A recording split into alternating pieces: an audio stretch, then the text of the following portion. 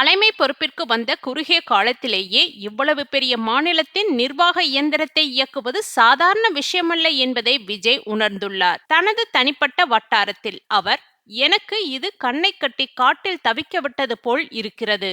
எங்கு செல்வது, யாரை அணுகுவது என்று புரியவில்லை. சுற்றிலும் இருப்பவர்களில் யாரை நம்புவது, யாரை நம்பக்கூடாது என்று தெரியாத ஒரு சூழல் நிலவுகிறது என்று மிகுந்த வருத்தத்துடன் பகிர்ந்து கொண்டதாக நம்பத்தகுந்த வட்டாரங்கள் தெரிவிக்கின்றன. அரசியல் மற்றும் ஆட்சி நிர்வாகம் என்பது சினிமா துறையை விட முற்றிலும் மாறுபட்டது. சினிமாவில் ஒரு இயக்குனரின் வழிகாட்டுதலின்படி திட்டமிட்டபடி அனைத்தையும் செய்துவிட முடியும். ஆனால் அரசு நிர்வாகத்தில் ஒவ்வொரு கோப்பிலும் ஒவ்வொரு திட்டத்திலும் ஆயிரக்கணக்கான நுணுக்கங்களும் சட்ட விதிகளும் அடங்கியுள்ளன. இதனை புரிந்து கொண்டு செயல்படுவதற்குள் போதிய கால அவகாசம் கிடைக்காததே விஜயின் இந்த மன அழுத்தத்திற்கு முக்கிய காரணமாக பார்க்கப்படுகிறது. ஆட்சி பொறுப்பை ஏற்ற பிறகு அரசியல் சூழ்ச்சிகளும் அதிகார போட்டிகளும் விஜயை பெரிதும் உலுக்கியுள்ளதாக தெரிகிறது. சுற்றிலும் இருப்பவர்கள் அனைவரும் ஏதோ நோக்கத்தோடு உலாவுவது போன்ற ஒரு பயங்கரமான உணர்வு எனக்குள் ஏற்படுகிறது. யாரையும் என்னால் முழுமையாக நம்ப முடியவில்லை. இது மிகவும் அச்சமூட்டும் ஒன்றாக இருக்கிறது என்று விஜய் தன் ஆதங்கத்தை கொட்டியதாக கூறப்படுகிறது. அரசியலில் நிரந்தர நண்பனும் இல்லை, நிரந்தர எதிரியும் இல்லை என்ற பழமொழிக்கு ஏற்ப தன்னை சுற்றி இருக்கும் மூத்த அரசியல்வாதிகள் மற்றும் அதிகாரிகளின் உண்மையான நோக்கம் என்ன என்பதை கண்காணிக்க முடியாமல் திணறி வருகிறார். துறை சார்ந்த உயர் அதிகாரிகளை நேரில் அழைத்து ஒவ்வொரு துறையின் செயல்பாடுகள், பட்ஜெட் ஒதுக்கீடுகள் மற்றும் மக்கள் நலத்திட்டங்களின் தற்போதைய நிலை குறித்து விரிவாக கேட்டு தெரிந்து கொள்ள விஜய் ஆர்வம் காட்டியுள்ளார். நிர்வாகத்தின் நுணுக்கங்களை முழுமையாக கற்றுக்கொண்டு ஒரு சிறந்த முதலமைச்சராக முத்திரை பதிக்க வேண்டும் என்பதே அவரது நோக்கமாக இருந்துள்ளது.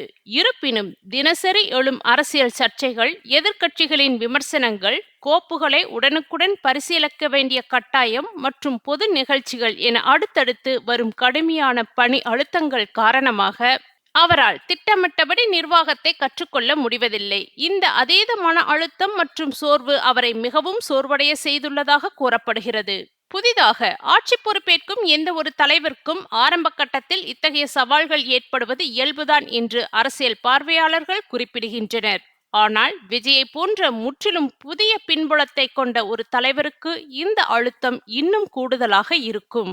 இந்த இக்கட்டான சூழ்நிலையை அவர் எவ்வாறு கையாளப் போகிறார், தன் மீதான அழுத்தங்களை முறியடித்து எப்படி ஒரு திறமையான நிர்வாகியாக உருவெடுக்கப் போகிறார் என்பதை பொறுத்தே அவரது அரசியல் எதிர்காலம் அமையும்.